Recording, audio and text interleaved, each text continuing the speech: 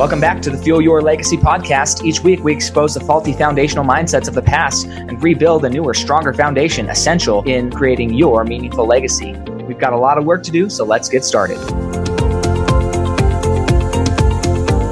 As much as you like this podcast, I'm certain that you're going to love the book that I just released on Amazon, Fuel Your Legacy, The 9 Pillars to Build a Meaningful Legacy.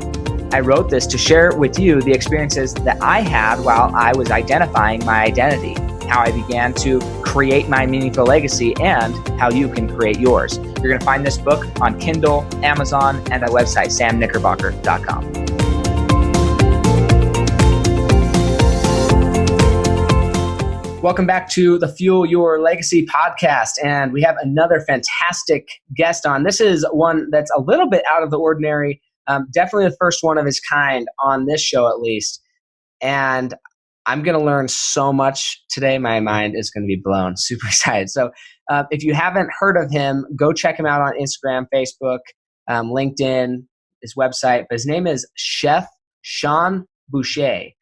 And yeah, he is a very accomplished, probably has every designation in the food industry that you could have. And he may tell me I'm wrong, but he's got 6 or 7 of them. So he's got to be up there. Definitely more designations in his industry than I have in mine, by a few. But super excited to have you here and to educate us on not just the kind of the culture and business side of being a chef and what that's like, lifestyle, but also how can we follow our dreams regardless of what they are? How can we begin to monetize our dreams? So take it away. Let us know just a little bit about you, how you found your passion, and how you're currently living that today. Awesome. Well, thank you so much for having me. It's a pleasure to be on. I started out in this business almost 25 years ago now. I've been around. I started out in a lot of different segments of the industry and kind of moved into others. When I was about 14, 15 years old, I really realized that I wanted to create. I wanted to make things. I wanted to be able to step back and say, wow, I did that. And that was all I knew. And so I started kind of going down the art route where I was painting, I was sculpting, I was drawing, I was doing all sorts of things there. And then my high school guidance counselor came to me and he said, you've got a real passion for this. You ought to take some classes up at the technical college just north of us. And I said, yeah, maybe. And he said, well, you'll get high school credit, college credit. We'll pay for it. And I thought, yeah, I'll check it out. So I was looking through the course catalog and I saw drafting and AutoCAD and all these different things. And then I saw culinary arts and I was like, oh, cool. It's an art class. And so I kind of stepped into it thinking that I was going to be doing watermelon sculptures and ice carvings. And the reality of it was that my first day there, the chef instructor was basically like, all right, food for 200 people in the next 20 minutes. And I was like, oh man, what did I get myself into? But it was interesting because, timing plays in a lot into our decisions throughout life, and timing definitely played a lot into this decision to stay in this industry and move forward for me. So this was about 96 or so, 96, 97, somewhere in there. It was the year of the first NBA lockout. And the reason that is important to know is that was kind of what gave me my start in this business. I had been working for a couple of years at a grocery store meat department, cleaning up at night and learning to cut meat. And when the NBA lockout happened, I was just starting my culinary program. And I was in Salt Lake City, Utah, and that was where the Utah Jazz played. And that year of the lockout, it basically created this shortfall of cooks because the season was supposed to start in October, and come January, they wanted to start the season and no one worked there. So it was like the next week, okay, season starts. And so the chef down there basically called every culinary school and program out there and said, if you can breathe, I will hire you. So I showed up my first day. My instructor said, you got to go check this out. And I thought, oh man, I don't even know how to get there. So I rode the bus an hour and a half each way to get there and get home. Got there my first day. Chef's like, okay, why don't you, come over here and mince up this duck? Why don't you? And he was giving me these little menial tasks, and I could tell, but I was this overzealous 16, 17-year-old kid. And I thought, man, I'm going to show him. And so start cutting this duck breast. And the next thing you know, I cut the tip of my finger off. A few minutes later, I had a knife fall on my foot. I had hot turkey juice spill down my front and back. It was just a disaster. And at the end of my third injury, in about a 45-minute time frame, my my boss said, "Look, man, just go home. You're not going to survive." And I said, "No, chef, I can do it. I can do it." And came back the next day and ended up spending the next 8 years with him. We traveled around from the arena to then into a hotel, a very large hotel property. Went from there into multi-unit chains. So I went from large arena feeding to more of the multi-units in the hotel, where we had a fine dining restaurant, we had buffets, we had a coffee shop where we were just busy all the time. We had room service, we had an employee eating area that we had to provide food for. So it was just an incredible experience. And then I went into multi-unit chains, and I learned how to manage multi-units, and then from multi-units I went into owning my own restaurant. I had my own restaurant for a while, and then in right before my 30th birthday, I had to have back surgery because of all the years on my feet, on concrete floors, and the long hours and the fast pace. And I had just done a lot of damage to my body. So at the ripe old age of 29, I had to have back surgery. And that kind of changed things for me, because all of a sudden I couldn't work in operations the way that I had before. I had to figure out a different way to provide a living and an income for my family. And so my my direction was to go into teaching. So I started teaching culinary school, and from there, that was kind of a natural progression into consulting, because as a consultant, you're naturally educating people, and that's where I'm at today. I continue to consult, and I consult in a lot of different industries. I help people create restaurants. I work in large institutions with everything from dealing with union negotiations to designing and implementing new food service concepts and arenas and kitchens. I help transition hospitals from traditional tray line service to room service, so the patients can actually call down and get food that they want whenever they want it, which is a novel concept and awesome in and of itself.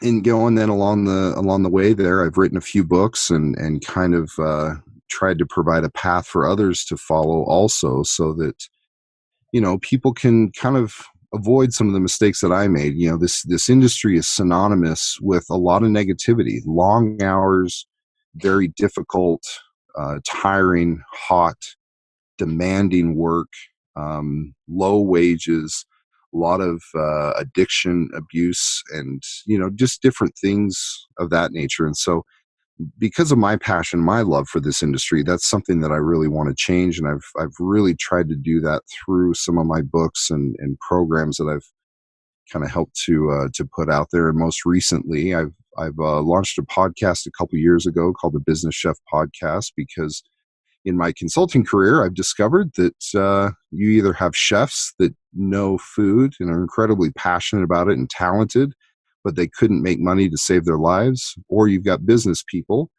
that really know how to make a buck, but their food just sucks. And so it's one of those things where we're trying to really combine the two into a winning, sustainable model of making food and making money. And that just happens to be the tagline of the show as well.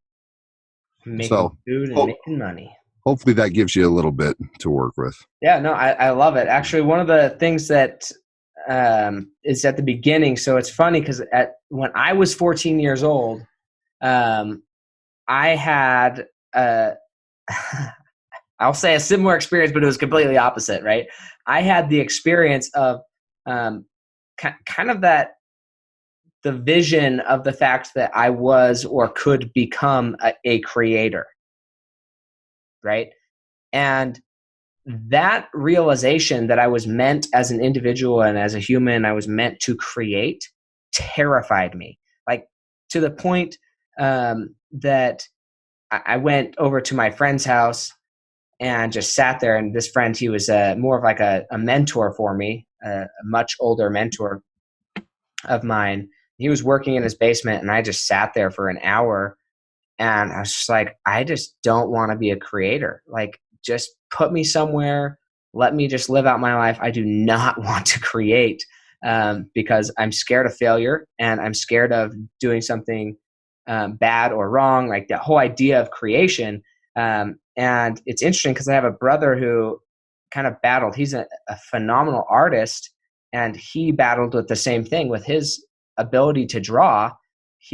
When he started being really good at drawing, he's like, man, I would hate to be so good and then draw something that was inappropriate or wrong. And it's that type of thing that learning to be a creator is a fascinating skill, if not even like a calling. And it's awesome that at 14 years old, that excited you rather than terrified you. Yeah, I mean, it absolutely did, and it still fuels me today. I I love to create. I love to step back and see it. I just it's an amazing feeling for me, and I think something that I was probably just almost always destined to do. And I agree. I'm curious, what about it? Because I know that there's other people that are in the same mentality that I was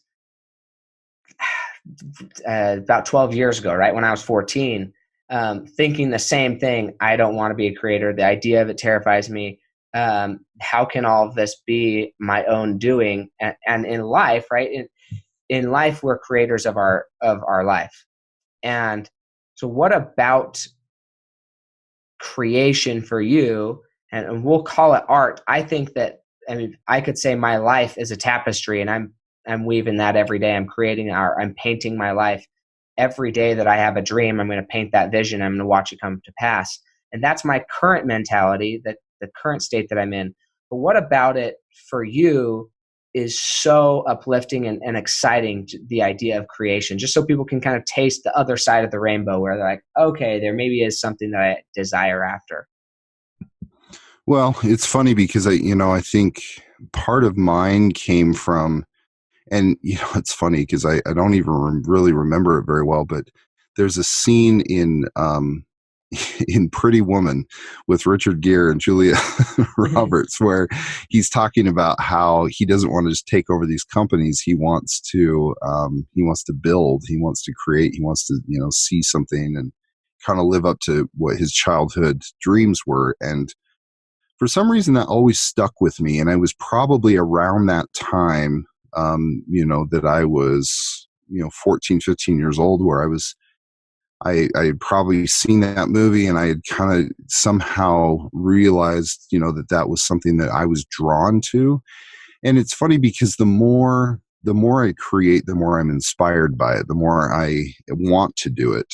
And I think that's something for a lot of people who really want to create or really want to do something is I think some people can be terrified by it and they can run from it, but I think the more you embrace it and the more you do it, the better you get at it. Practice makes perfect kind of thing. Where I remember writing my first book and turning it over to the publisher and just having it absolutely torn to shreds. I mean, the editors, everybody just was not a huge fan of all the content. They loved the idea, the premise, but they didn't love how I was getting there, and we didn't see things a lot of the same way. In hindsight, I probably would have done things a little bit differently, but I'm also glad that I didn't, because I learned a lot from how that whole process unfolded. Remember just being tons of revisions and it being a very long process to kind of flush things out and get things moving. But at the end, I was happy with it. But I carried a lot of those lessons into my second book and then my third, where it became much more about fulfilling this need for me, this desire to create, but also to help. And that was something that I think I learned really early on, was that my desire to help people and my desire to educate and encourage and really, um, I don't know, parlay a roadmap, so to speak, of things that would work from my own experiences was really important to me. And so I've always kind of gravitated towards that, where I've said, man, if I can make something, like I just want to make something. I want to stand back, and that can be in a lot of different genres, because I love cooking. I love being able to set out a meal. I love being able to sculpt. I love being able to draw. I love being able to create music. I play the guitar, the bass, the drums. Like I've always kind of gravitated towards creating, regardless of the medium. And so it's just interesting because I think as a creator, it doesn't, you might think you know what your medium is, but your medium might not always be what you think it is. You might have to go down a path and expose yourself to certain things to really understand what it really is. Because early on, mine was definitely music. And when I was in my teenage years and later teenage years, I was very, very much into that. Whereas the more I started cooking, the more I started realizing that was what I gravitated towards. And then as I got into my mid to late 20s, then all of a sudden it became this focus more on creating the business around the food. And then, as I've gotten even older into my 30s and in mid 30s and later 30s, like all of a sudden I'm kind of looking at, well, what about these mediums of podcasting and television, and these different things. And, it's just interesting to see, because as you create, it leads you down the path, and you just never really know what you're going to create or what medium you're going to use to express yourself. Yeah, I 100% agree. And it's been interesting for me as I've progressed through my mediums of creation as well, to see that. And it's one thing that I found interesting about your story that I think it's common in every successful story that I've seen. Two things. One, and I'm going to call it either your environment or your epiphany moment, right? We have to have something in our mind that we've seen before. We have to have been exposed to something often to have that enlightenment. And for you, as Pretty Women, and that was something like, okay, maybe that's that identity of, or that idea. What could I do with that idea? The next thing is a mentor. And the mentor is so crucial. For me, my mentor, when I say mentor, the person who helped me really, how do I say this? He gave me my identity, I guess is the best way to say it. He helped me identify it at a very young age, was my grandfather. We were driving on a home from the dump in his little Ford Ranger pickup, and he turned down the radio, put his hand on my knee and said, "You know what, Sam, you have a voice that's pleasant to listen to. You could lead people and maybe even be on the radio someday." And that was when I was like 5 or 6. And that was the first kind of experience that I had of somebody believing in me. And then fast forward, I remembered that and I was like, man, I would love to be a motivational speaker or somebody who can speak. Now, at that time, I was 6, that was 20 years ago. Podcasts didn't really exist. Like, I never thought I would actually be on the radio. And although I'm not on the radio, podcasting is just another form of radio. It's just a more current form of radio.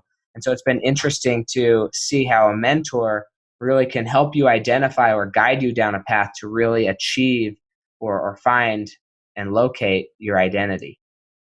So that's huge. I'm curious. Well, yeah, I'm curious when you got into the cooking world, did you have people as you were growing up that were naysayers, people who didn't believe in you and thought, this is a bad way to go. It's not the life that you want. It's not going to be the income that you want, and tried to talk you out of becoming a chef? Oh, absolutely. I mean, the funny thing is that most of those people were in the industry. Most of those people were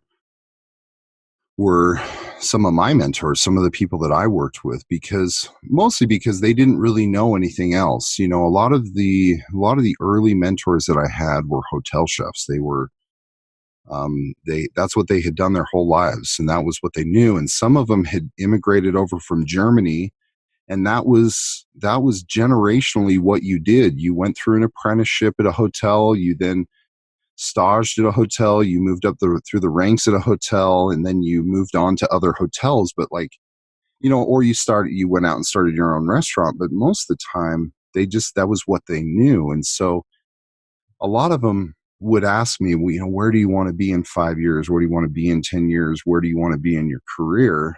And, a lot of that very early on, I just kind of, oh, because I really didn't know. But later on, the more I stepped back and kind of processed what they were asking me, or what they were looking at, or the reasons that they were asking me those things, was because they wanted me to kind of move forward either faster than they did and have some of those realizations at a younger age, or whatnot. And I was very grateful for that, because, I had some mentors that basically said, look, being in this business is really tough. Are you sure you want to do that? Are you sure you want to work nights, weekends, holidays? And I didn't. Like, they didn't want me to, and I didn't, and that wasn't conducive to the life that I wanted. But I had to find a way. I had to find a path to do that. Now, I think cooking has given me a lot in life, but cooking is the easy part. The craft of cooking is only part of the journey. And I think when people get started in this business, they think that the better cook you are, the more money you're going to make, the more people are going to hire you, whatnot. But cooking's the easy part. You that's almost the price of admittance into this industry, is you have to be able to cook. And then once you can cook, you have to be able to make money. And then once you can make money, you have to be able to brand yourself. And then once you can brand yourself, you have to know what your vision is for the future, and how you want to brand yourself, and what direction you want to move. Because there's so many different segments and aspects of this industry that you could go a lot of different ways. And so I think it's interesting, because I think a lot of people that were naysayers to me ended up, through their naysaying, opening my eyes to a lot of things, and opening the doors to some different thoughts and different ways of doing things. I kind of a tangent, but I think there's two things that are really missing in schools. I think the two lifelong skills that you will always use that we don't teach in school are the ability to manage your money and really know what that means, but then also the ability to cook, because we all eat. And if everyone had a basic level of understanding of cooking, I think we'd be all be in better hands. Now, with that said, that's the price of admittance into this business. Is once you learn how to cook, that's just the doorway. And then you have to learn all these other aspects of business. It's a business at the end of the day. And I think that's where most people get tripped up. And I think that's where a lot of my mentors and people that really just didn't know any other way, I think that's where some of their deficiencies were as well. Absolutely. The interesting thing, I mean, there's so much in this that I'm going to kind of do my best to deconstruct here. And then I'm going to give myself a little plug, because I don't know how much you know about what I do outside of this podcast, but I actually, like, my mission and the mission of my firm that I have partnered with is to teach people from all walks of life how money works, primarily the middle income America, and take that role, because you're exactly right. It's not being taught in public schools, and it's hurting. It's not even being taught in private schools a lot of times. It's just not being taught, period, anywhere, college, high school, grade school. It's just not being taught. And so that's a huge area where we're actually focusing on and creating the ability to not only be taught it, but once you are taught it, have somebody who's a professional with licenses to actually assist you in making better decisions with your money after. So that's my little plug. I love what I do, and I love being able to kind of help that area. But something that you mentioned is branding yourself and understanding that it's a rite of passage. In my industry, it's the same way. People like you get licensed, you are able to walk into an industry, and now you have a basic level understanding of financial concepts, and you're able to go teach somebody. that's that's a must to get into the industry. But really, if you are walking in thinking you're going to work for somebody else, I don't care if you are working for a corporation, W-2, paid hourly, or salary for that matter, the less, I guess, the more that you can start thinking about what you're doing on a daily basis as a personal business, then you start thinking about everything different in your life. Even if you are going to go work for a corporation, if you think when you get hired, rather than, hey, I'm being hired as an employee, you think, hey, I'm that person just employed my skill set. I'm the CEO of my life, and my objective is to add value to my life and continue to sell stock in my company. Now, let's say I go work for Walmart. For me to get hired, I had to sell them into wanting me to work with them. If you start shifting the table a little bit and start thinking about your personal brand, that would be awesome no matter what your career field is, that eventually you have people wanting to headhunt you and companies wanting to have you come work for their company because of the personal brand that you've built up, the personal reputation you've built up in any industry. But I can definitely see how in cooking and being a cook, that could even take on even more importance because of it's just such a high demand for kind of the best in the industry. Oh, absolutely. But I think you make a really good point, because that's something I have always believed, is that regardless of the industry or regardless of the background of the person, everybody in this country should own a business, whether it's an LLC or an S corp or whatever it might be, because there's just so many benefits to that, and there's so many different ways of setting it up and things. But those are all, those are kind of musts in my eyes, because I've had my own company for a while, and I've been able to experience some of those benefits. But if you've never experienced that, or you have no kind of perception of what that is, it's really difficult to see why. Because a lot of people, when I tell them that, they kind of look at me like, well, why would I do that? I'm not selling anything, I'm not doing anything. It's like, well, you're missing the point. Like, everything that we do every day, there are business principles behind. Marketing is, we're marketing ourselves, we're selling ourselves to our employers, to our future employers, whatever it might be, regardless of whether or not we have a widget or whatever it might be that we're trying to get on the shelf, or we're trying to sell at a farmer's market, or whatever it might be. We are always selling ourselves, especially in the world of social media now. I mean, with social media, there is such a huge opportunity to brand yourself and really create opportunities for yourself that weren't there in the past. I mean, especially in food, especially in the worlds that are very competitive, where people are trying to differentiate themselves. Now you have this platform where you can do that, and you can be authentic, and you can share your message without necessarily having to have a platform like your own show or whatever.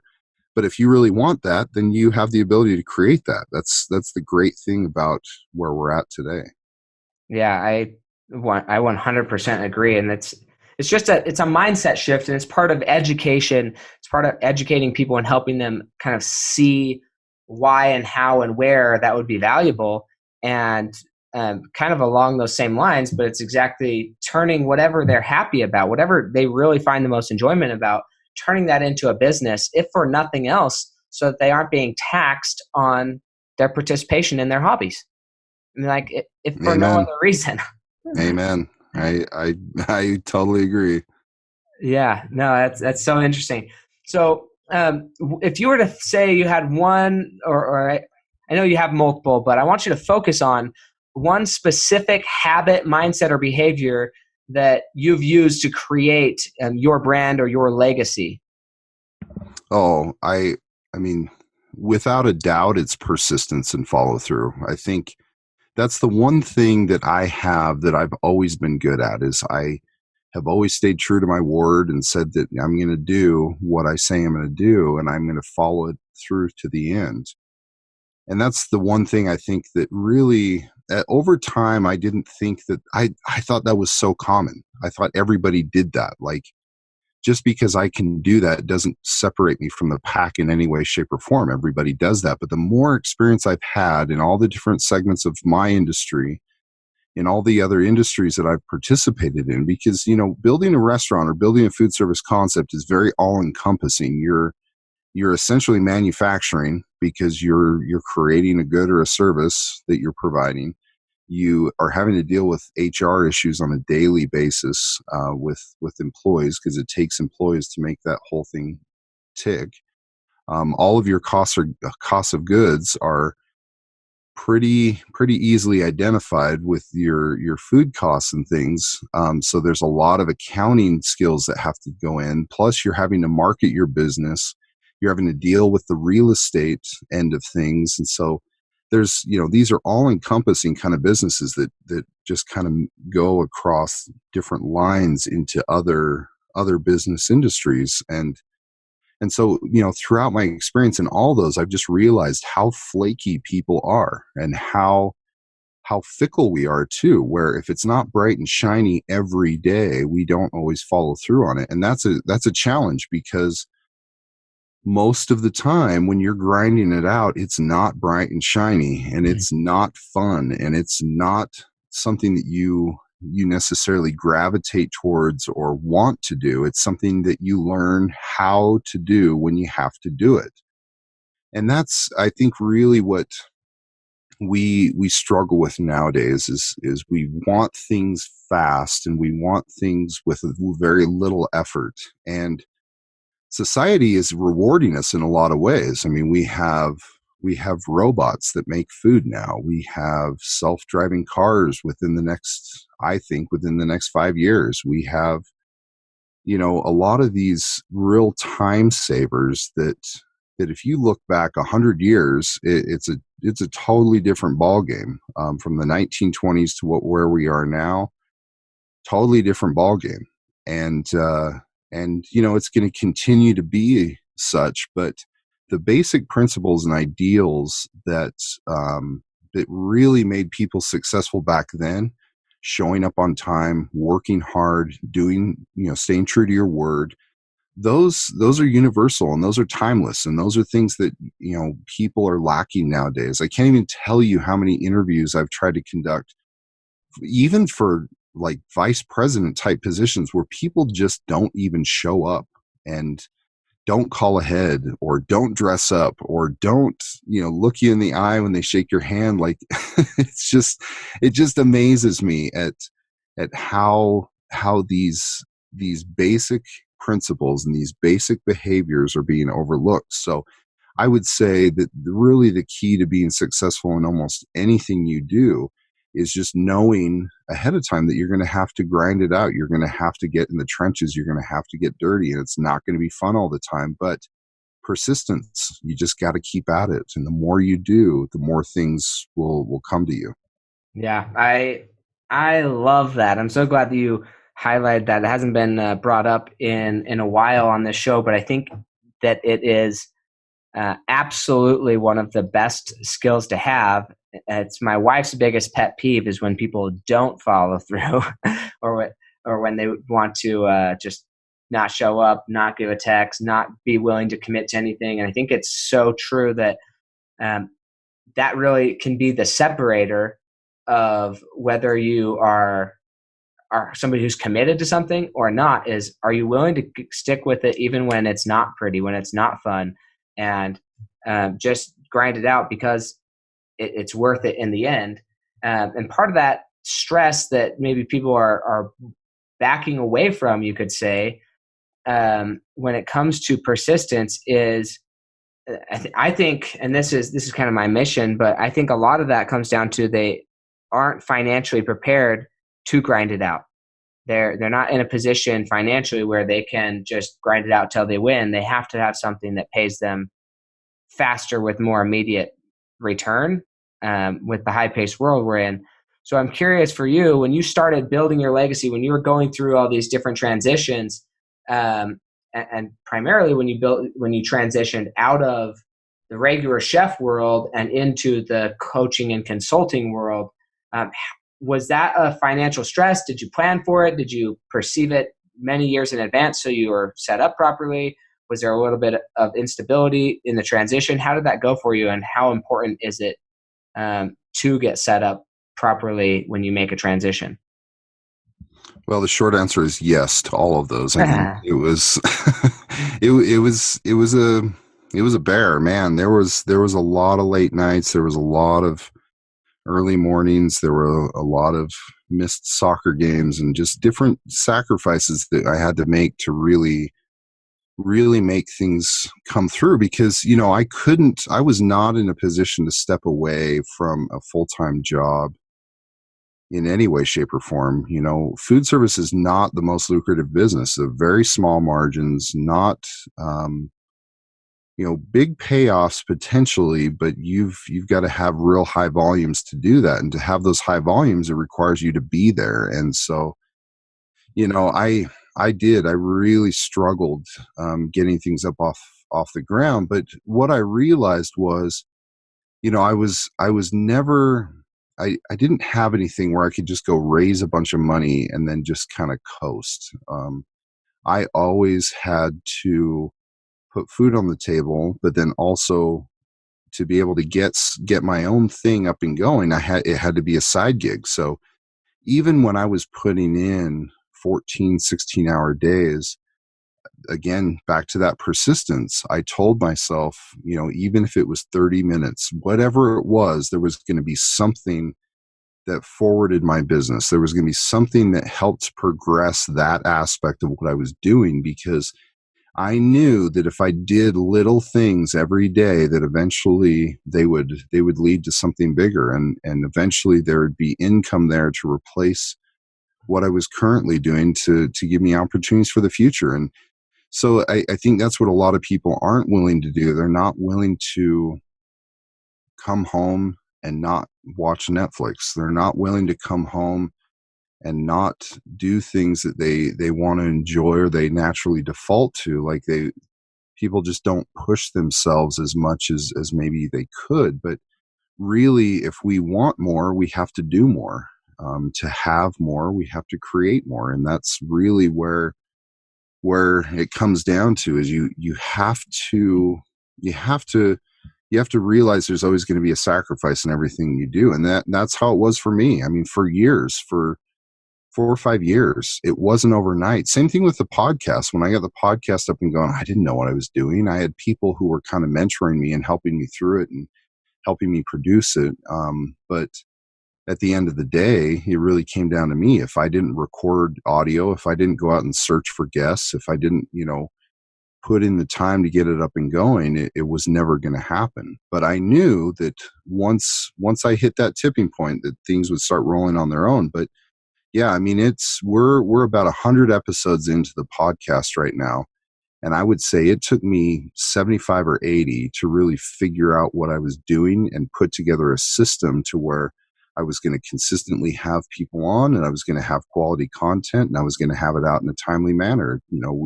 We promised a weekly show, and we have not fallen on that since, and here we are 2 years into it. So, again, it's one of those things where you've got to be persistent. You've got to be willing to sacrifice, and you've got to understand that the payoff is not going to be for years down the road. But to your point, when you do make extra money, you put it away. You don't go buy new cars and new clothes and things. You sacrifice, and you put it away, and you put it towards things that are going to increase your business and increase your capabilities to provide and create. And the people that do that, they're willing to do these small things every day, which eventually lead to great results. Yeah, and that's really what we're chasing, is the results. I love that you mentioned that you have to focus every day on something that's going to move your business to the next level. And that's, for me, it's a kind of a daily habit of just, okay, what is one thing that I'm doing that's going to progress my business? And I guess that's how it started. Now I try and split it pretty down the middle. Honestly, I have about half the day I'm working in my business, on the income producing activities, you could say. And then the other half of the day, I'm really working on my business structures, the marketing, and getting my name more out there. and it's a push and pull. There's a balance, and I should say it's a balancing act. There's no real ever fixed balance, but making sure that every day you're moving the needle in the right direction is important. And that I've absolutely found that to be true in my life, and specifically with the podcast. I think you're spot on with about the 80 episodes. I'm 150, 106, maybe. I don't know how many I'm in right now. Maybe over 200, but it's a lot. I'm doing 3 podcasts a week, or did for the first year and a half. And it's a lot of recording, and to have those show up at the same time every time. It takes a lot more foresight than you think. You think, oh, this guy just publishes a podcast whenever he feels like it. So much more goes into it than that. So much more. Oh man, so much more. Yeah. But it's good to have found resources though. And the nice thing is when people then ask, okay, well, what did you do to start a podcast? When I first got into it, a lot of my mentors, the people that I was asking that question to, they were so far ahead. They were 4 or 5 years into podcasting. They had different resources. They had different demands. They had enough that they had everything outsourced basically outside of just recording the podcast. And they were 4 or 5 months in advance. So there was no stress, and preparing and starting off on that foot. It's difficult if you're a brand new podcaster to get to that point. And a lot of the systems that they had in place just weren't even applicable to where the starting point anymore, because they'd so far been past that. And so that's one of my objectives, is to be able to create a course or something where people can know how to actually start a podcast from somebody who's still or who has recently started it, rather than somebody who's way far away. Yeah, I think that'd be a great resource for people, because it's definitely a growing medium, and it's definitely something that has provided a lot of value to me and given me a lot of encouragement and help on my journey.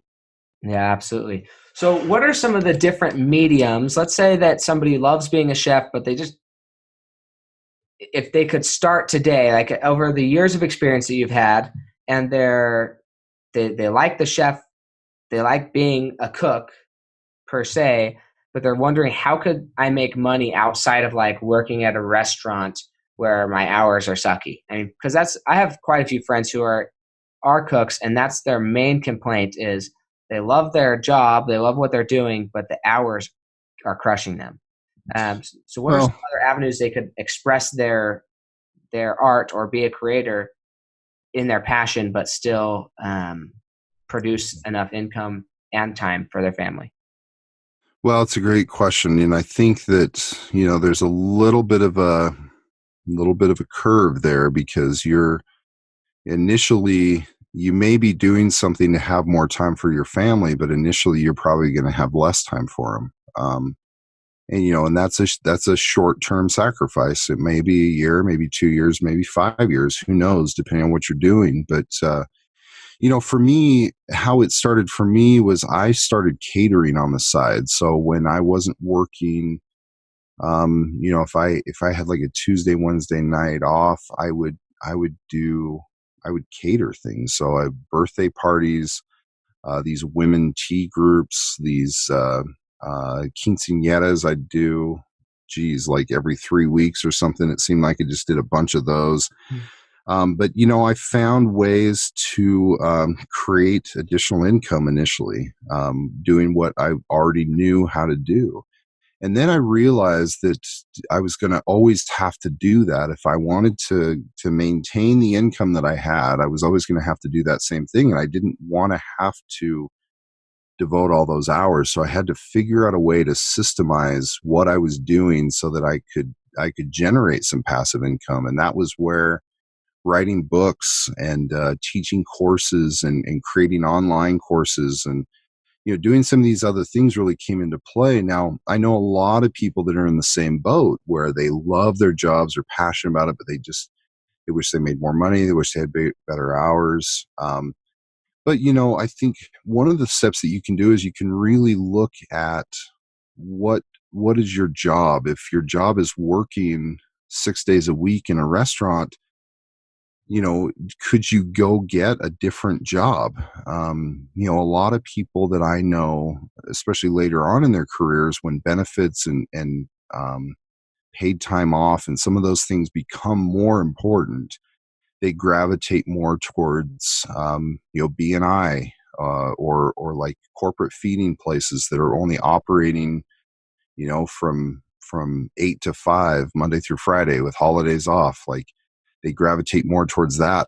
Hospitals and healthcare, they have great benefits. They have much better working hours. Generally, the pay is on par, if not better. So, you could get one of those jobs, which would then allow you more time and more freedom to be able to create some of these things. And that's what I generally tell people to gravitate towards, is trying to find a way, find a position that will give you time to create, time to think up systems or ideas or different ways of generating income. And then from there, since you have that time, then you cut that time up. If you are going to devote at least 20 hours a week to your family, then, and you only have 10 devote to a business, like, that's what you do. But again, there's got to be sacrifices. Like, I think it's fine to play video games and watch movies, but I think if you want more, I think you're going to have to do something that's more constructive, and you're going to have to sacrifice that a little bit. Doesn't mean you totally cut it out, but I think you have the foresight and the planning to say, we've all got the same amount of time per week. And if I'm working 40 hours a week and my commute's an additional 5 or 6, and then I want to spend 20 hours with my family, I want to sleep 8 hours a night, like, you just kind of cut your time up and say, okay, from 9 to 10 p.m., I'm going to do this. And if you're working a non-traditional schedule, then it's from noon to 1 p.m., I'm going to do this. And you really plan out what you're going to do. And then once you're in that window, you just give it your all. And you work that 1 hour for yourself like you would 4 hours for an employer. And everyone knows what I'm saying about that, is that most of the time we don't always give our employers 100% of our effort 100% of the time. But when we're doing it for ourselves, we have much more vested interest in doing that, because it is for ourselves, it is for our family, it is the greater good. So that's what I would tell people who really want a way to kind of transition or get out, is, look around you, find a position that gives you more time. And then once you have more time, figure out a way to monetize that, whether that's catering on the side, or writing books, or starting a podcast, or doing consulting work, but that all comes into branding too. You got to brand if you decide you're going to write a book, you have to brand yourself as an author. And if you're going to write creative and, authority kind of things, you have to become an authority on it, and you have to brand yourself as that and exude that confidence. So, those are all things that I think people need to look at, and they might be general in nature, but they can apply to really almost anybody in any situation in this industry. Yeah, and I think in any industry they'll apply, and that's why I wanted to ask that question, to make sure that people hear that and understand that it is going to come at a sacrifice. And also, I think time blocking and learning to control your time and let you be in control of your time rather than your activities or whatever else is happening in life, be in control of your time is crucial. I'm curious, because I know you do business coaching, or at least coaching inside of the food industry.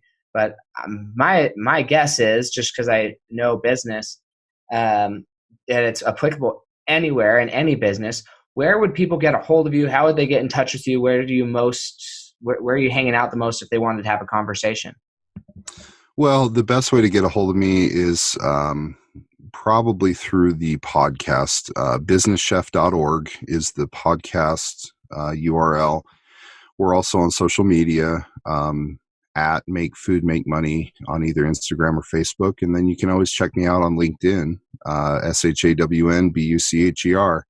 I'm the only chef with a whole bunch of letters behind my name. with that name anyway. So, Yeah, and but he's yeah, got a lot of letters for sure.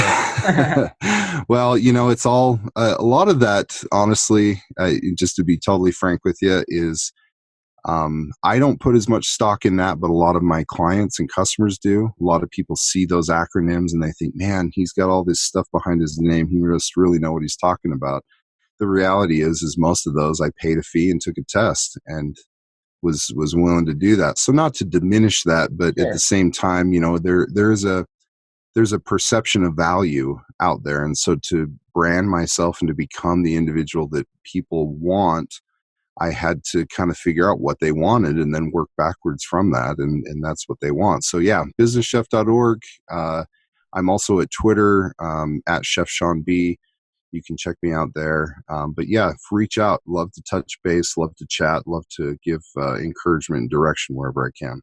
Fantastic. Well, we're going to hit these last two questions here. Well, this last second to last section, it's actually 5 questions. It's called Legacy on Rapid Fire. It's kind of the game show version of this podcast. I love it. It's one of my favorite parts. And so as we go through these questions, I may have you clarify some of them, but I'm looking for a 1-word to 1-sentence answer to these 5 questions. Fair enough? Got it. I'm Okay, ready. let's dive in. It is, what is holding you back from reaching the next level of your legacy today? Fear. Fear of what? Fear of failure or fear of success. And I've had both. Awesome. It's good that you know that. So what is the hardest thing you've ever accomplished? Probably becoming a father. Nice. And what is your greatest success at this point in your life then? Well, ironically, I would say not just becoming a father, but really being able to dedicate time to my family, quality time where I'm 100% there. Yeah, I love that. What are maybe 2 or 3 books that you'd recommend to the Fuel Your Legacy audience? Ooh, that's a good one. Well, I'm going to stick with some books that have impacted me a lot in my life. The book Outliers by Malcolm Gladwell was just phenomenal, life-changing for me.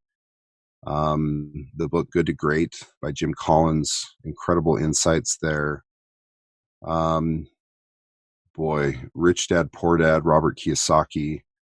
I could go on and on, but those are the top 3 that have really changed my mindset and really put me on the path that I'm on today. Awesome. I love it. I've read all 3, and they are all 3 fantastic books. We'll have links to those in the show notes here, and also links where you can find him. So if you want to just scroll down and click on these, then it'll take you straight to it. Otherwise, you can go search it yourself in the various platforms. This is now my favorite question. This is why I do the whole podcast. The last question here. I'm curious, have you listened to any of my podcasts to the very end? To the very, very end, I can't say I have. That's okay. This is a surprise, which I like. We're going to pretend that you're dead, okay? And and we're viewing, okay, your great grandchildren sitting around a table. So this is 6 generations from now. We're viewing them sitting around a table, talking about your legacy. They're talking about what you accomplished, who you were, the type of person you were. What do you want your great grandchildren to be saying about you 6 generations from now? Oh boy. I would say that I was a man of integrity and that they respected me. I love that. Integrity is one of my 3 core values, along with candor and gratitude. And I love that that's one of yours. So that's fantastic. Thank you so much for taking the time. I know you're in between cities right now on your way home. And I'm just grateful for you making the time to be on this podcast and share your wonderful insight, knowledge, and credibility to help people see how they can make a big change in their life. Oh, my absolute pleasure. Thanks for the opportunity. Yeah, no problem. And we will catch you guys next time on Fuel Your Legacy.